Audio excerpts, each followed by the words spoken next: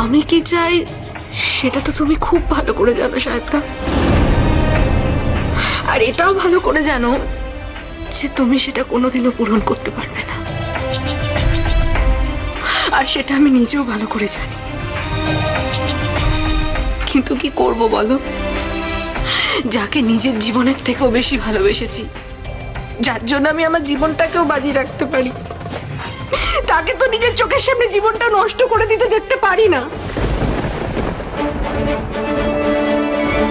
আমি আমার জীবনটা নষ্ট করছি মানে তোর মনে হচ্ছে যে আমি আমার জীবনটা নষ্ট করছি? তুই আমার বাইরেরটা দেখছিস, তুই ভেতরে মানুষটাকে চিনিস না। তুই ভেতরে সাহেবদাকে কোনোদিনও চিনতে পারিসনি, হয়তো চেনার চেষ্টাও করিসনি। আমি এতটা পলকা মানুষ নই। আমি কোনোদিনও অন্যায়ের সাথে কোনো আপোষ করিনি আর করবো না। দরকার হলে আমার প্রিয়জনকে যদি বিসর্জন দিতে হয় তাও দেবো, পিছপা হব না।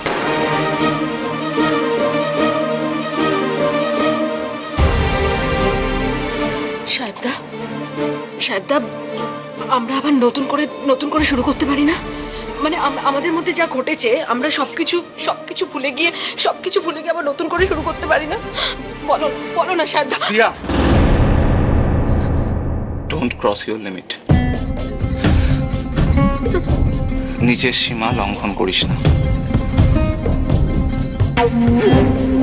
আমার কাছে প্রত্যেকের জন্য একটা সীমারেখা আছে। আমি যেমন সেই সীমারেখা কখনো লঙ্ঘন করি না, আর আমি এক্সপেক্ট করি যে অন্যজনও যেন সেই সীমারেখা লঙ্ঘন না করে।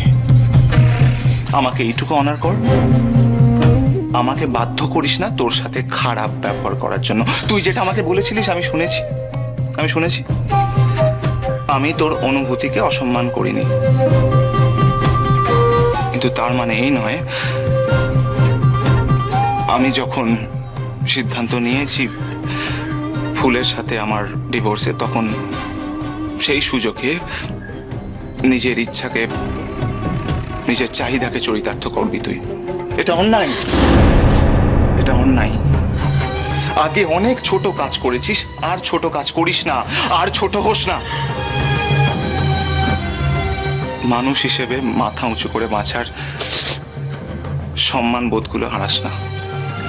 যা, চলে যা এখান থেকে, চলে যা। আর শোন,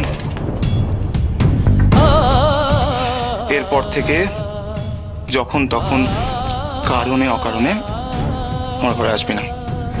যা যা।